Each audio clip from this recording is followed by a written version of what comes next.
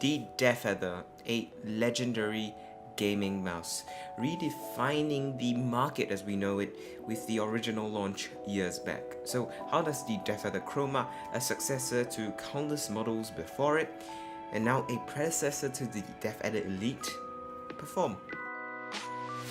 Design-wise, the Razer Deathadder series needs no introduction. Even today, it still features the curved, ergonomic design that you can find on the original Deathadder that so many other mice today try to mimic. The asus ROG Claymore, the Logitech G502, as well as the Final Mouse 2016. It's curved nicely to your grip, and holding it just feels really natural. Even as a claw grip mice user, my hands fall naturally into the palm grip position whenever I use this mouse. It's so natural. The curves just guide your fingers and your hand into the right position for palm grip, and it's super comfortable when you get there.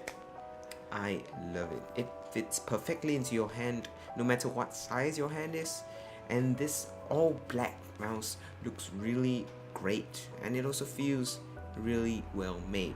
Even for a fully plastic device, it's got decent build quality. Up top you find the left and right clicks and the clickable scroll wheel. The clicks are pretty nicely weighted, although I would not consider them to be the best. My favorite are still the Logitech G502's switches. The scroll wheel is, in my opinion, the only weak ergonomic aspect of the mouse. It's kind of mushy click-wise, and also the separation between each scroll is really hard to differentiate, so it's kind of annoying if you want to do precise scrolls in game. On the left you find the two thumb buttons. They are really easy to program in the Razer Synapse software, which is nice, and you can program them to do anything from macros to any keystroke really, and they are pretty clicky and very nice to click, but they're a bit hard to differentiate. So here maybe Razer could have added a bit of differentiation, a bit of texture to help people differentiate between the two buttons. Maybe a slight change of shape, or maybe a bit of extra space between the two buttons. On both sides you also find very nice rubber strips, which in my opinion are amazing to hold. They're very well textured, they're really grippy, and they are super comfortable in long gaming sessions.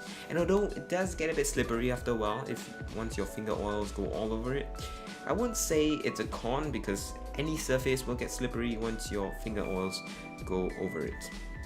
Now once you try mice with this kind of rubber grip on the sides, you really can't go back to any other boring old mice anymore.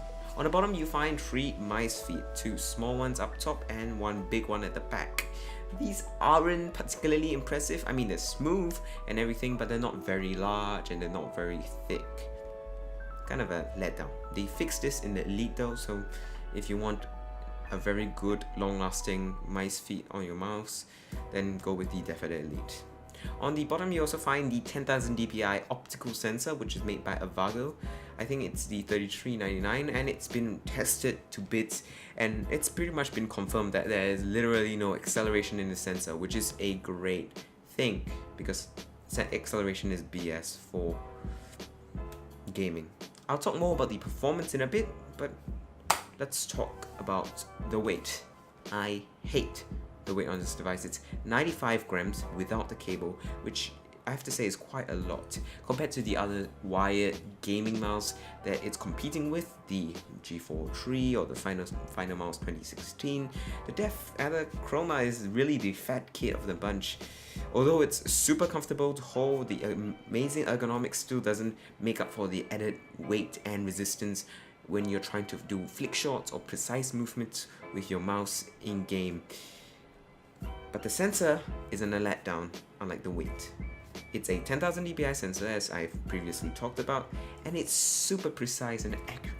I mean, it actually falls short compared to like the Logitech G502 in terms of accuracy and precision, but really, unless you are super high tier, high level pro gamer, you can't feel the difference. It's very minimal, and you would enjoy using this mouse for even the most precise games like Counterstrike or Dota or StarCraft or whatever. It's really nice. Aiming with this feels very instantaneous, very normal, with that super high refresh rate of the mouse doing good work. And although that high DPI is kind of a gimmick for marketing, 10,000 DPI, nobody uses 10,000 DPI at all. The accuracy isn't a gimmick, and I'm glad they put a very nice accurate sensor on here because it's so good. It also has tunable mouse lift off, so if you play on low accuracies and always lift your mouse a lot, you can tweak it to your desired settings. The optical nature of the mouse sensor is kind of problematic at times because you can't play on glass or many other surfaces, but so long as you have a decent uniformly flat opaque surface, you should be fine with the optical sensor on here. It tracks well on any mouse mat really. So as a gaming mouse, its performance is really nice and solid, which is good. Now let's address the elephant in the room. I mean, it's got Chroma in the name, so it's got RGB lighting.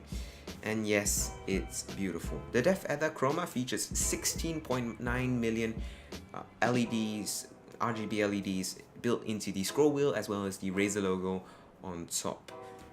It's beautiful. I mean, it's pretty bright, but not so bright that it gets distracting to your gaming experience. And it looks really nice. Colors are super bright, super like punchy and contrasty, and customizing the lights are really easy with the Razer Synapse software. One disadvantage of the Synapse software, however, is that it's got to be on pretty much all the time, which takes up some of that CPU cycles in your computer. So that's something to take note of, especially if you have a really weak source computer. In terms of settings and customizability, it allows for a few different modes. You can set static color, so you can set the lighting to be one solid color individually for the scroll wheel and the logo, which is kind of boring. And you can also set it to breathe one fixed color for the scroll wheel and the logo once again. And the coolest looking one is of course spectrum cycling, where it cycles through all the colors of the rainbow. All of this can be set in Razer Synapse software really easily, and that's really nice. But it's not as customizable as like the Razer Blackwidow Chroma keyboards, which is kind of a letdown because I would love to set a couple of extra different modes. I would like to set up my mouse so that it flickers different special colors as and when something happens in game, like you can do with the keyboards. But the LEDs are still beautiful, they're still bright, they're still there, so I enjoy them a lot, nevertheless.